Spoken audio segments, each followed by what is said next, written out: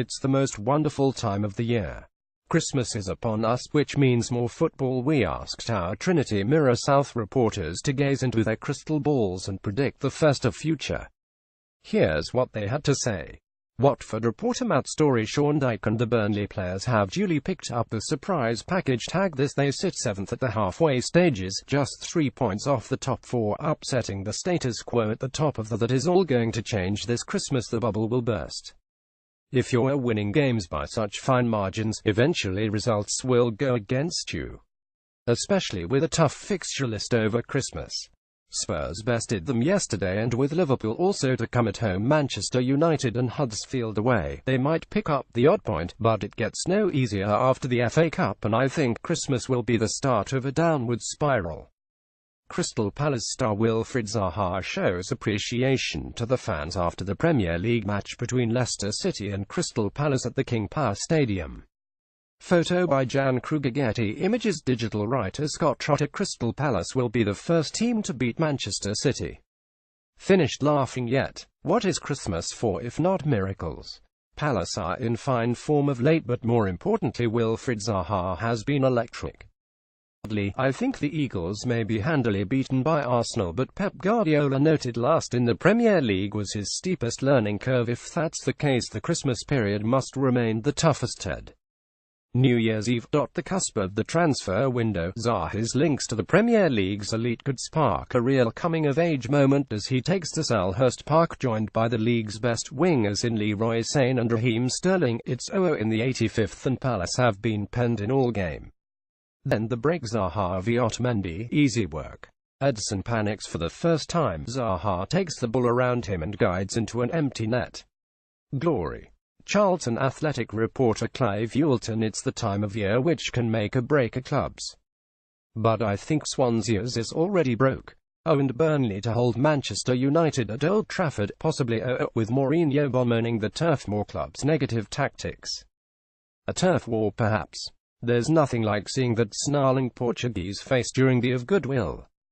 Marco Silva reacts to Watford's defeat and performance at Brighton. Fulham reporter Ryan O'Donovan: I think Manchester City are going to continue the dominant march towards a Premier League title over Christmas. The fixtures come thick and fast, but the strength in depth that the side possesses is frightening, and I can't see anyone that will stop them.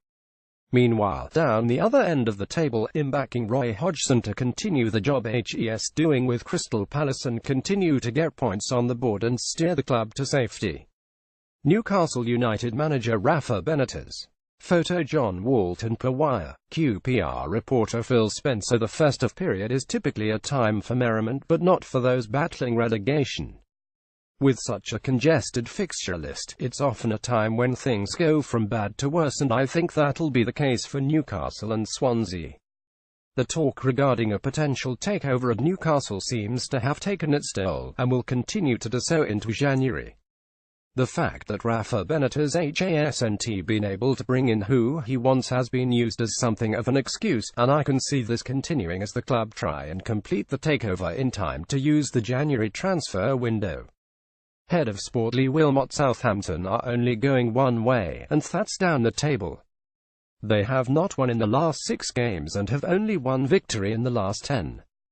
They go to Wembley to play Tottenham on Boxing Day lunchtime and then travel to Old Trafford for a nice clash with Manchester United on December 30th. No points from those games and they could potentially find themselves in the relegation zone come the start of January. Mauricio Pellegrino has not done enough. They're a boring side and I can see him getting the boot. Stoke City boss Mark Hughes looks dejected as he leaves the pitch after the Premier League match between Burnley and Stoke City at Turf Moor last night. Photo by Alex Livesey. Getty Images. Crystal Palace reporter and deputy head of sport Robert Warlow: It is not exactly in the Christmas spirit to sack a manager, but in recent years it has seemingly become the norm in the Premier League. Only last year, Crystal Palace parted company with Alan Pardew 3 days before Christmas, with Sam Allardyce appointed as his replacement the next day, taking charge of the Eagles for the first time at Watford on Boxing Day. Paul Clement was sacked by Swansea City last week, and it would be no surprise to see another manager go before the end of the festive period. Stoke City boss Mark Hughes and Southampton's Mauricio Pellegrino are under fire after recent results, although the Potters picked up a much-needed win at home to West Brom on Saturday. But with two tough away trips for both, with Stoke at Huddersfield and Chelsea, and Southampton facing Tottenham and Manchester United over the next few days, the positions could come under increasing threat. And what about former Palace boss Alan Pardew, who is still searching for his first win as West Brom manager? The Baggies face Everton and Arsenal at home before the new year, but could find themselves bottom of the pile if results go against them. As for Palace, it would be of little surprise to see them upset the odds against the Gunners once again, before runaway leaders Manchester City come to town on New Year's Eve.